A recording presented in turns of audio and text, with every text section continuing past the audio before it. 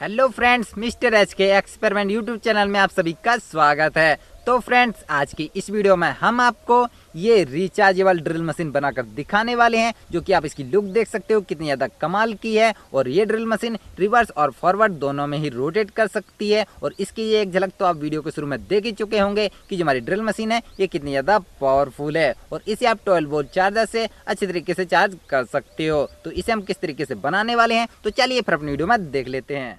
तो सबसे पहले हमने एक प्लाई के टुकड़े को लिया है और फिर हमने एक पेपर को गन की ग्रिप की शेप में कट कर लिया है। और इस पेपर पर हमें क्या करना है कि थोड़ा सा फेविकोल लगा देना है। आप फेविकोल की जगह पर और भी किसी ग्लू का यूज़ कर सकते हो। तो फेविकोल को इस पेपर के चारों तरफ अच्छी तरीके से लगा देना है और फिर इस पेपर को इस प्लाई पर कुछ इस टाइप से चिपका लेना है। और चिपकाने के बाद हमें क्या करना है कि जिस टाइप से हमने पेपर की कटिंग की है उसी टाइप से हमें प्लाई की भी कटिंग कर लेना है। तो चलिए फिर हम इसे फटाफट से कट कर लेते हैं।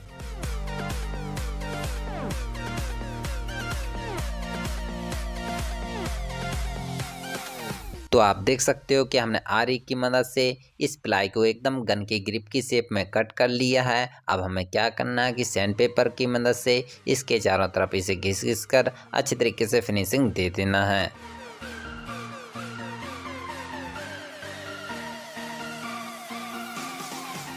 तो फ्रेंड्स, हमने इसके चारों तरफ अच्छी तरीके से फिनिशिंग दे दिया है। और आप इसकी चौड़ाई देख सकते हो जो कि 10 mm है, लेकिन इसकी जो चौड़ाई है आपको करीब 20 mm रखना होगा।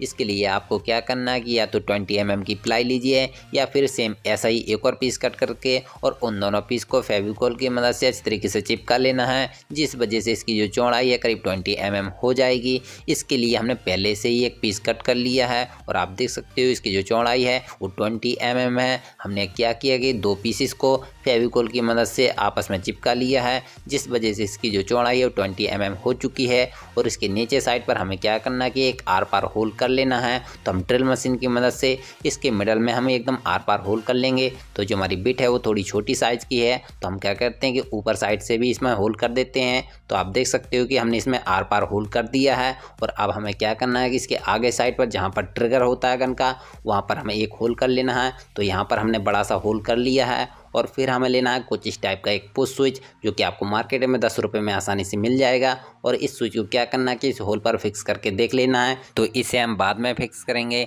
उससे पहले हमें लेना है एक 45 mm का PVC पाइप। और इस पर हमें क्या करना है कि 15 सेंटीमीटर पर एक मार्किंग कर देना है और फिर इस मार्किंग के निशान से इस पाइप को कट कर लेना है। तो हमने हेक्सा ब्लेड की मदद से इस पाइप को कट कर लिया है। अब इसे क्या करना है कि सैंड पेपर पर कुछ इस टाइप से घिस घिस कर इसे अच्छी तरीके से फिनिशिंग दे देना है। और फिनिशिंग देने के बाद जो हमने प्लाई को गन की ग्रिप की शेप में कट किया था उसे क्या करना है कि इस पाइप पर कुछ इस टाइप से फिक्स करके और जो हमने प्लाई में होल किया था उस होल की सीध में हमें इस पाइप पर एक मार्किंग कर देना है। और फिर इस मार्किंग के निशान से हमें इस पाइप पर एक होल करना होगा। तो हम ड्रिल मशीन की मदद से इस पर होल कर लेंगे और इसके बगल पर हमें 2 और होल कर लेने हैं, जो कि आप देख सकते हो इस पर हमने 3 होल कर लिए हैं। और इसके जो पीछे वाले 2 होल हैं इन दोनों होल को हमने आर पार किया है। और इसका जो पहला वाला होल है इसे क्या करना है कि प्लाई की होल की सीध में इसे कुछ इस टाइप से फिक्स कर लेना है और फिर इस पर फेविक्विक लगा करके इस पाइप को अच्छी तरीके से चिपका लेना है। तो जो हमारा पाइप है प्लाई में हमने अच्छी तरीके से चिपका लिया है, लेकिन अगर इसमें लोड पड़ेगा तो जो हमारा पाइप है ये प्लाई से निकल सकता है। तो इसके लिए हमें क्या करना है कि कुछ इस टाइप के स्क्रू लेना है और इन स्क्रू को क्या करना है कि इसके जो पीछे साइड पर 2 होल किए थे उस होल पर कुछ इस टाइप से फिक्स करके और फिर इसे स्क्रू ड्राइवर की मदद से अच्छी तरीके से कस लेना है। और इसी टाइप से दूसरे वाले स्क्रू को इसके दूसरे वाले होल पर फिक्स करके इसे भी अच्छी तरीके से कस लेना है। तो हमने दोनों स्क्रू को टाइट करके कस लिया है और जो हमारा पाइप है ये प्लाई में अच्छी तरीके से फिक्स हो चुका है। अब इसमें कितना भी लोड पड़ेगा लेकिन जो हमारा पाइप है ये प्लाई से बिल्कुल भी नहीं निकलेगा।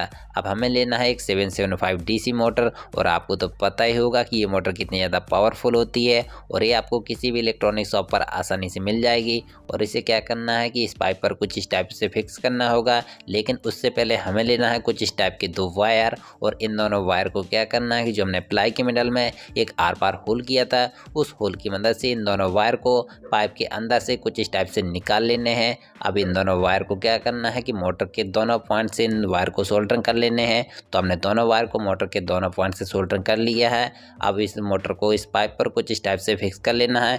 लेकिन जो हमारी मोटर है ये पाइप में थोड़ी ढीली पड़ रही है, तो इसके लिए हम एक पाइप का कुछ इस टाइप का टुकड़ा ले रहे हैं और इस पाइप के टुकड़े से हमें कुछ इस टाइप के 2 पीस कट कर लेने हैं। तो आप देख सकते हो कि हमने ये 2 पीस कट कर लिए हैं। अब इन दोनों पीसेस को क्या करना है कि मोटर के दोनों साइड पर कुछ इस टाइप से पकड़ करके और फिर इस मोटर को इस पाइप पर फिक्स कर लेना है। इससे कि जो हमारी मोटर है एकदम टाइटली फिक्स हो जाएगी। तो आप देख सकते हो कि हमारी जो मोटर है इस पाइप में एकदम टाइटली फिक्स हो चुकी है और ये ऐसे ही फिक्स बनी रहे। तो इसके लिए हमें क्या करना है कि इसके दोनों साइड पर फेविक्विक लगा करके इसे अच्छी तरीके से चिपका लेना है। और इसके बाद हमने एक पीवीसी शीट का टुकड़ा लिया है और इसे क्या करना है कि मोटर के आगे साइड पर यहाँ पर फिक्स करना होगा। तो इसके लिए हमें क्या करना है कि मोटर की शाफ्ट की बेरिंग की साइज को नाप लेना है जो कि 15 mm है। तो हमें क्या करना है कि इस पीवीसी शीट के मिडल पर हमें 15 mm की एक गोल मार्किंग लगा लेना है और फिर इस मार्किंग के निशान से यहाँ पर हमें होल कर लेना है। तो आप देख सकते हो कि हमने होल कर लिया है और इसके दोनों साइड पर हमने 2 छोटे छोटे होल कर लिए हैं ताकि हम मोटर में स्क्रू कस करके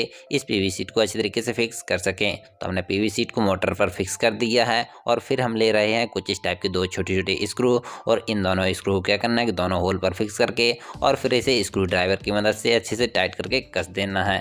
तो हमने दोनों स्क्रू को कस दिया है और जो हमारी पीवीसी शीट है इसमें अच्छे से फिक्स हो चुकी है। अब हमें क्या करना है कि इसके चारों तरफ फेविक्विक लगा करके इसे अच्छी तरीके से चिपका लेना है और फिर इसकी जो एक्स्ट्रा पीवीसी शीट है उसे कटर की मदद से कट करके अलग कर देना है। अब इसे क्या करना है कि फिनिशिंग देना होगा। तो इसके लिए हम रेत का यूज़ कर रहे हैं और इसकी मदद से हम इसे घिस कर अच्छी तरीके से फिनिशिंग दे देंगे। आप रेत की जगह पर सैंड पेपर का भी यूज कर सकते हो। तो आप देख सकते हो कि हमने इसके चारों तरफ अच्छी तरीके से फिनिशिंग दे दिया है और इसी टाइप से हमने इसके पीछे साइड पर एक पीवीसी शीट को फिक्स करके इसे पैक कर दिया है।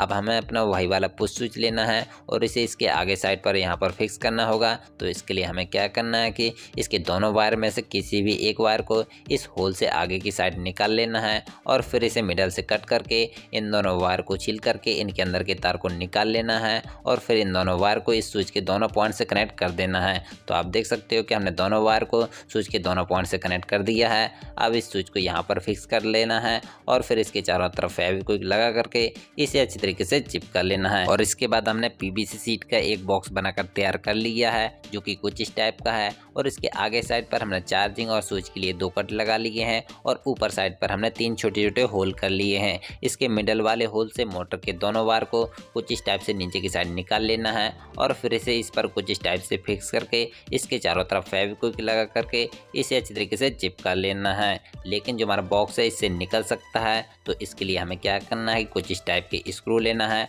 और इन स्क्रू को इस पर कस करके अच्छे से टाइट कर देना है। तो हमने दोनों स्क्रू को अच्छी तरीके से टाइट करके कस दिया है। अब हमारा जो बॉक्स है इसमें अच्छी तरीके से फिक्स हो चुका है, ये इससे बिल्कुल भी नहीं निकलेगा। तो अब हमने 6 लिथियम आयन बैटरियों को लिया है जो कि एक बैटरी 4 वोल्टेज और 2 एम्पियर की है। तो इन बैटरियों को क्या करना है कि 3-3 करके इन्हें सीरीज में कनेक्ट कर लेना है। तो इन्हें हमने सीरीज में कनेक्ट कर लिया है। पहली बैटरी के नेगेटिव को हमने दूसरी बैटरी के पॉजिटिव से कनेक्ट कर दिया है और दूसरी बैटरी के नेगेटिव को हमने तीसरी बैटरी के पॉजिटिव से कनेक्ट कर दिया है। और इसी टाइप से हमने और बैटरियों को सीरीज में कनेक्ट कर लिया है। पहले हमारी बैटरी ये 4 वोल्टेज की थी, अब ये सीरीज में कनेक्ट होने के बाद ये 12 वोल्ट की बैटरियां बनकर तैयार हो चुकी हैं। तो दोनों बैटरियों को क्या करना है कि पैरेलल में कनेक्ट कर देना है, यानी कि पॉजिटिव से पॉजिटिव और नेगेटिव से नेगेटिव। तो हमारी ये 12 वोल्ट और ये 4 एम्पियर की बैटरी बनकर तैयार हो चुकी है। तो अब हमें एक BMS लेना है जो कि आप देख सकते हो कि हमने 3 सेल और 40 एम्पियर का ये BMS लिया है। इससे हमारी बैटरी की प्रोटेक्शन बनी रहती है, यानी कि हमारी बैटरी खराब नहीं होगी। तो चलिए फिर हम इसके कनेक्शन कर लेते हैं। तो हमने इसके सभी कनेक्शन को कर लिया है, तो हम आपको भी समझा दें। तो सबसे पहले इसमें लिखा हुआ है 0 वोल्ट, इसे हमने बैटरी के नेगेटिव पॉइंट से कनेक्ट कर दिया है। और इसके दूसरी साइड पर लिखा हुआ है 4.2 वोल्ट, इसे हमने बैटरी के दूसरी साइड पर कनेक्ट कर दिया है। और इसके तीसरे कोने पर लिखा हुआ है 8.4 वोल्ट, इसे हमने बैटरी के यहाँ पर कनेक्ट कर दिया है। और इसके चौथे कोने पर लिखा हुआ है 12.6 वोल्ट, इसे हमने बैटरी के पॉजिटिव पॉइंट से कनेक्ट कर दिया है। और हमने BMS में 2 वायर को सोल्डरिंग कर दिए हैं, पॉजिटिव से रेड और नेगेटिव से ब्लैक वायर को सोल्डरिंग किया है। और ये दोनों वायर हमारे इनपुट और आउटपुट दोनों के लिए हैं। और अगर आपको इसके कनेक्शन समझ में ना आए हों तो ये रहा इसका डायोग्राम, आप इसे देख करके इसके कनेक्शन को कर सकते हो। तो अब हमने अपनी इस बैटरी को ड्रिल मशीन की बॉक्स में कुछ इस टाइप से फिक्स कर लिया है और इसके दोनों वायर को हमने चार्जिंग वाले होल से बाहर की तरफ निकाल लिए हैं। और इसे चार्ज करने के लिए हम ये 12 वोल्ट का फीमेल कनेक्टर ले रहे हैं और इसे क्या करना है कि बैटरी के दोनों वायर से कनेक्ट कर देना है। जैसे कि आप देख सकते हो कि हमने इसके रेड वाले वायर को इसके मिडल वाले पॉइंट से कनेक्ट कर दिया है और ब्लैक वाले वायर को इसके बगल वाले पॉइंट से कनेक्ट कर दिया है। अब इसे क्या करना है कि इस होल पर कुछ इस टाइप से फिक्स करके और इस पर थोड़ा सा फेविक्विक लगा करके इसे चिपका लेना है। और इसके बाद हमने ये 6 लेग वाला स्लाइड स्विच लिया है और इसकी मिडल की लेगों से हमने ये 2 वायर सोल्डरिंग कर लिए हैं और इसके दोनों साइड की लेगों को हमने क्रॉस में कनेक्ट कर लिए हैं। और ये रहा इसका डायोग्राम, आप इसे देख करके इसके कनेक्शन को कर सकते हो।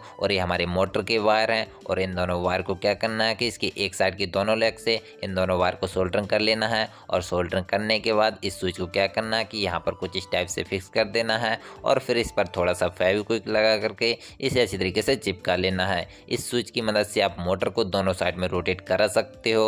और इसके जो 2 वायर हैं इन दोनों वायर को क्या करना है कि बैटरी के दोनों पॉइंट से कनेक्ट कर देना है, पॉजिटिव से रेड और नेगेटिव से ब्लैक वायर को कनेक्ट कर देना है। तो हमने इसके सभी कनेक्शन को अच्छी तरीके से कर लिए हैं। अब हमें लेना है एक PVC शीट और इस PVC शीट को इस पर फिक्स करके इसे फेविक्विक की मदद से चिपका लेना है। और अब हमें लेना है एक 5 mm ड्रिल चक और इसे क्या करना है कि अपनी मोटर की शाफ्ट पर कुछ इस टाइप से फिक्स करके और इस की मदद से इसे अच्छी तरीके से टाइट करके कस देना है। तो जो हमारा ड्रिल चक है इसमें फिक्स हो चुका है। अब हमें लेना है एक बिट और इस बिट को क्या करना है कि इस ड्रिल चक में कुछ इस टाइप से फिक्स करके और इसे भी टाइट करके अच्छे से कस देना है। और आप देख सकते हो कि जो हमारी ड्रिल मशीन है वो बनकर रेडी हो चुकी है। और इसकी टेस्टिंग से पहले हम क्या करते हैं कि इसमें हम कलर कर लेते हैं ताकि जो हमारी ड्रिल मशीन है वो दिखने में और भी अच्छी लगने लगे। तो चलिए फिर हम इसमें कलर कर लेते हैं।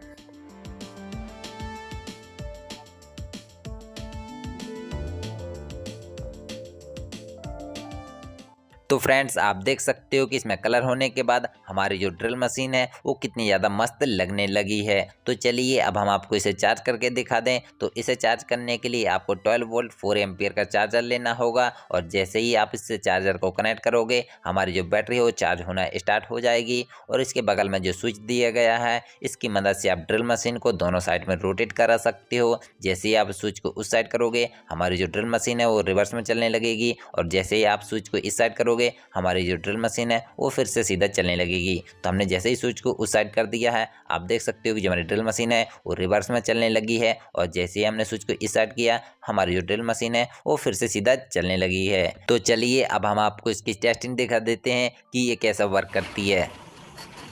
और गाइस आप देख सकते हो कि जो हमारी ड्रिल मशीन है वो कितना अच्छा वर्क कर रही है, कितनी मोटी लकड़ी में कितने आसानी से होल करती जा रही है। और इसी से आपको समझ में आ गया होगा कि जो हमारी ड्रिल मशीन है वो कितनी ज़्यादा पावरफुल है। और आप फ्लाई में देख सकते हो कितनी आसानी से होल कर दे रही है। इसे होल करने में बिल्कुल भी टाइम नहीं लग रहा है, बिल्कुल फटाफट से होल करती जा रही है। तो आपको हमारी ये ड्रिल मशीन कैसी लगी नीचे कमेंट बॉक्स में कमेंट करके ज़रूर बता देना। और वीडियो पसंद आई हो तो वीडियो को एक लाइक ज़रूर कर देना। तो चलिए फिर अपनी अगली वीडियो में मिलते हैं, तब तक के लिए जय हिंद जय भारत।